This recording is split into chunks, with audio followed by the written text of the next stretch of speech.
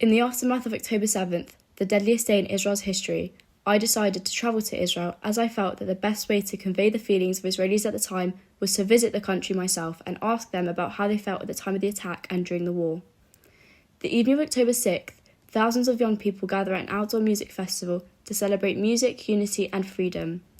The next morning at 6:29 a.m, a rocket attack launches from the Gaza Strip.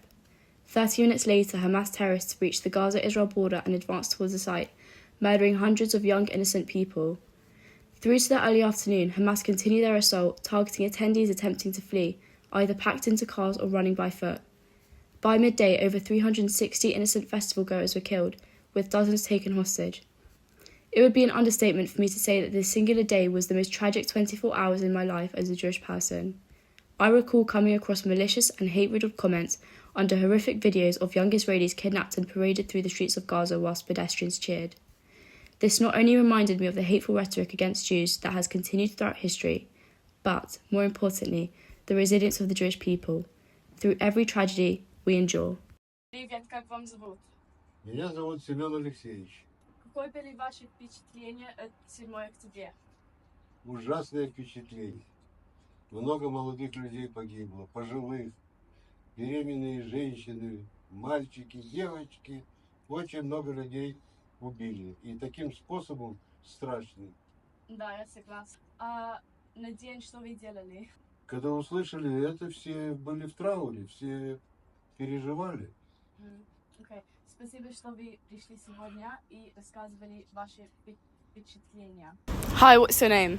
Daniel Borenstein. Can you tell us your experience of October 7th? I woke up in 6 a.m. My mom and dad tell me the news.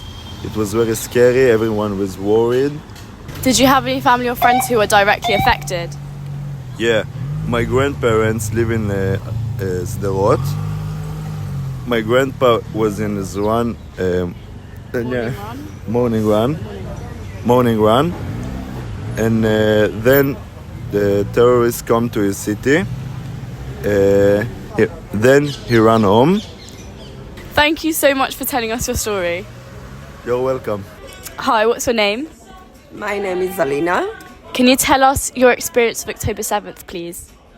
Yeah, I was remember that I was waking up very early in the morning, and there was a lot of sirens.